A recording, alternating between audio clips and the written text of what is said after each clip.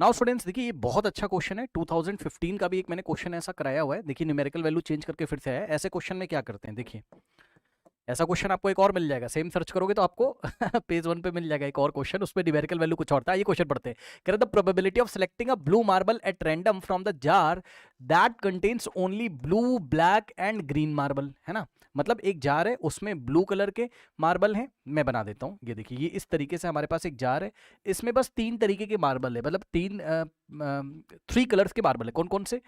Blue colour का है और ब्लैक कलर के कुछ मार्बल्स होंगे, कितने हमें नहीं पता, एंड ग्रीन कलर के, है ना, एंड ग्रीन कलर के कुछ मार्बल्स हैं। अब सुनो ध्यान से, उसने हमसे बोला, सवाल पढ़िए, क्वेश्चन पढ़िए।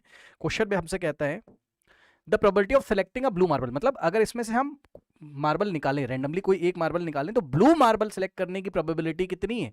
इज 1/5। बीच का मत पढ़ो कुछ भी, थोड़ी देर के लिए आप ये सब मत पढ़िए, थोड़ी देर के लिए आप ये सब मत पढ़िए। देखिए ऐसे पढ़ो, the probability of selecting a blue marble at random from the jar.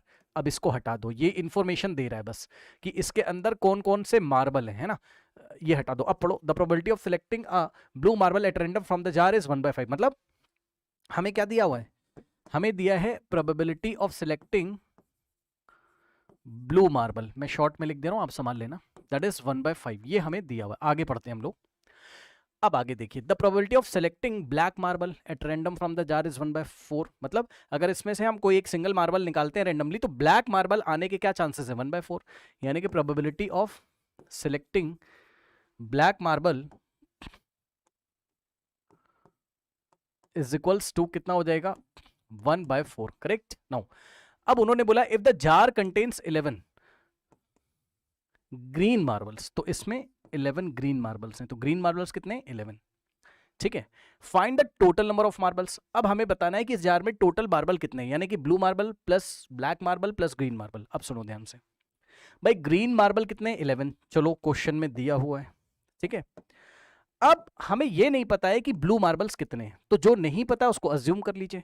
तो ब्लू, लेट अस से कि ब्लू मार्बल्स कितने हैं? x हैं, और ब्लैक मार्बल्स कितने हैं? y हैं। ठीक है ना, ऐसे कर लो। अब आप मुझे बताओ इस सवाल को देख के, ये तो आपने अज्यूम किया ना अभी भी कि ब्लू क्या है? x है, और ब्लैक क्या है? y है ना।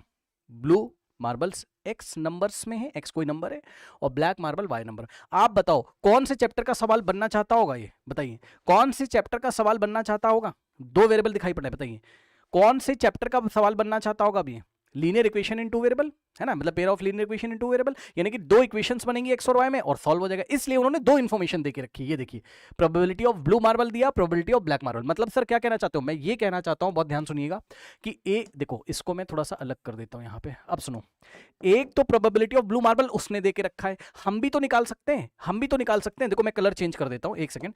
अगर मैं आपसे बोलूं कि भाई आप मुझे ये बताइए प्रोबेबिलिटी ऑफ ब्लू मार्बल, आप निकाल सकते हो क्या? इस जार को देखते हुए बोलोगे सर बिल्कुल निकाल सकते हैं। कैसे? टोटल मार्बल्स कितने? x plus Y plus 11। तो टोटल कहां रखोगे? नीचे। भाई टोटल आउटकम क्या हो जाएंगे? या तो ये आएगा, या तो ये, या तो ये। तो टोटल मार्बल कितने? x plus Y plus 11। तो टोटल रखोगे नीचे, और ब्लू के लिए फेवरेबल रखोगे ऊपर। और ब्लू मार्बल्स हैं कितने आपके पास? x हैं। तो हम लोग क्या करेंगे? x number of blue marble, x हम लोग ऊपर रखेंगे।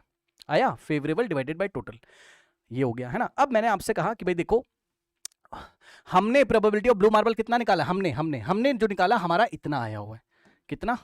x upon x plus Y plus 11। But technically अगर हम लोग देखें तो ये तो प्रोबेबिलिटी ऑफ ब्लू मार्बल हमने निकाला है, और ये उन्होंने दिया। दोनों को इक्वेट कर दो। क्यों?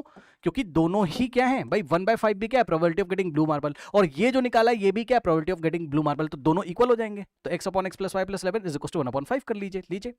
ठीक है, तो एक इक्वेशन यहां से आएगी। ठीक है, थोड़ा सॉल्व कर लो, लीनियर इक्वेशन इन 2 वेरिएबल बना लो। कैसे करोगे बताओ? क्रॉस मल्टीप्लीकेशन, है ना। तो देखो 5 into X 5x is equals to, ये x plus Y plus 11 into 1 करोगे तो इतना ही आ जाएगा, x प्लस वाई प्लस 11 ही आ जाएगा। सही, ये उधर जाएगा, इतना ही आ जाएगा। ठीक है, ये इस तरीके से। अब ब्रैकेट आप हटा दो, क्या दिक्कत है?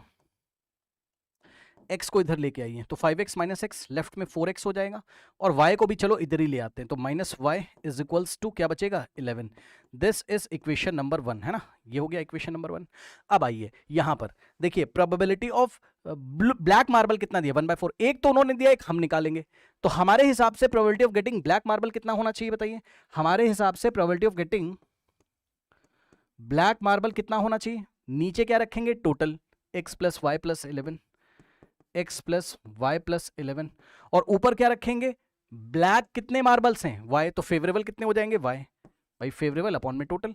अब दोनों को इक्वेट कर दीजिए, क्यों, क्योंकि क्वेश्चन में ब्लैक आने के चांसेस कितने 1/4, और हमारे हिसाब से ब्लैक आने के चांसेस क्या है इतने, तो दोनों को इक्वेट कर दो, ठीक है ना, यानी कि y divided by x plus Y plus 1 is equals to क्या हो जाएगा 1/4, ये इस तरीके से, ठीक है। अब सॉल्व कर लीजिए, क्या दिक्कत है, क्रॉस मल्टीप्लीकेशन सॉल्व करिए भाई, कितना हो जाएगा, देखो 4 into y 4y, this implies, आगे मैं यहीं पे सॉल्व कर रहा हूँ, this implies 4 into y 4y is equals to ये वाला bracket x plus Y plus, बेटा 11 होना चाहिए ना, x प्लस वाई प्लस 11, 1 नहीं होना चाहिए 11 है ना, तो x plus Y plus 11 into 1 करोगे तो कितना हो जाएगा x प्लस वाई प्लस 11 ही हो जाएगा। अब यहां से y को इधर भेज दीजिए तो क्या हो जाएगा बताओ, 4y माइनस वाई 3y हो जाएगा ना, और x को भी इधर ही भेज दो तो हो जाएगा माइनस का x इज इक्वल्स टू क्या हो गया 11, ये इस तरीके से हमारे पास आ गया, करेक्ट, इस तरीके से हमारे पास आ गया।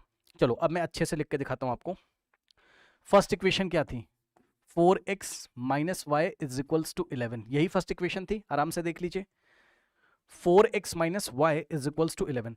अब ये जो आई इसको थोड़ा सा अच्छे से लिखो, आप मुझे बताओ क्या इस इक्वेशन को हम ऐसे लिख सकते हैं, प्लीज ध्यान दे बच्चे, माइनस का x पहले लिख दो, हाँ जी सर, क्योंकि x वाला टर्म पहले लिखते हैं ना, तो रीअरेंज कर रहा हूं, बस ज्यादा परेशान मत होइएगा, बस माइनस x को पहले लिख रहा हूं, और ये कोई साइन नहीं, तो ये प्लस का 3y, तो प्लस का 3y मैं ऐसे लिख रहा हूं, और इज इक्वल्स टू 11, भाई कुछ नहीं किया, बस रीअरेंज किया है, माइनस x को पहले लिखा और 3y के आगे कोई साइन नहीं तो प्लस मानेंगे, तो minus x plus 3y is equals to 11 है ना। तो सेकंड इक्वेशन जो दिखाई पड़ रही है हमें वो minus x plus 3y is equals to 11 type की दिखाई पड़ी, दो इक्वेशन से दो अननोन है, और एलिमिनेशन मेथड लगा दीजिए, सोल्व कर लीजिए। ये लीजिए इस इक्वेशन को क्या करोगे, इसको आप 3 से मल्टीप्लाई कर दो, एलिमिनेशन मेथड से कर रहा हूं, इसको आप 3 से मल्टीप्लाई कर दीजिए, ये लीजिए 3 इंटू 4, 3 4 ज़ा 12, 12x और 3 इंटू वाई तो माइनस का 3y, और 3 इंटू 11 33, ये इस तरीके से ये इक्वेशन आ गई। बस अब आपके पास एक ये है, ये देखिए इसमें क्या आ गया माइनस 3y, इसमें क्या है प्लस 3y, एक ये आ गई, इन दोनों को ऐड कर लीजिए, इन दोनों इक्वेशन को क्या करेंगे ऐड करेंगे, एलिमिनेशन मेथड से जा रहे हैं, आपने pair of linear equation in two variable में पढ़ा होगा। अब देखो 3y पॉजिटिव नेगेटिव कैंसिल, अब 12x में माइनस x ऐड करने का मतलब क्या है, अरे भाई सीरीज देखो, ये 12x में अगर हम लोग क्या ऐड करें माइनस x, तो इसका मतलब 12x plus minus minus x 11x ही तो आ जाएगा, ठीक है। तो ये आ गया हमारे पास कितना 11x is equals to 33 plus 11 44, ठीक है। अब नेक्स्ट स्टेप में देखो किस तरीके से करेंगे हम लोग, यहां से x की वैल्यू कितनी आ जाएगी 44 डिवाइडेड बाय ये 11 आके डिवाइड करेगा, तो यहां से अगर आप सॉल्व करेंगे तो आपको मिलेगा 11 1 11 4 x की वैल्यू कितनी आ गई 4, ये लीजिए क्या दिक्कत है, ठीक है, x की वैल्यू 4 आ गई। अब इस इक्वेशन का यूज कर लीजिए, इक्वेशन क्या थी 4x फर्स्ट वाली 4x minus y is equals to 11, ठीक है ना, तो 4 इंटू और x की जगह हम क्या करेंगे 4, तो x की जगह 4 minus y is equals to 11, ठीक है, ये 4 4 हो गया 16, 16 minus y is equals to 11, बहुत ध्यान से सुनना, 16 को राइट हैंड साइड हमने क्या किया ट्रांसपोज कर दिया, तो यहां से हो जाएगा हमारे पास minus y is equals to 11 minus 16, तो minus y is equals to plus minus minus minus का आ जाएगा कितना 5, और अगर आप देखें तो माइनस से माइनस कैंसिल, तो y की वैल्यू कितनी आ गई हमारे पास 5, ये लीजिए, ठीक है।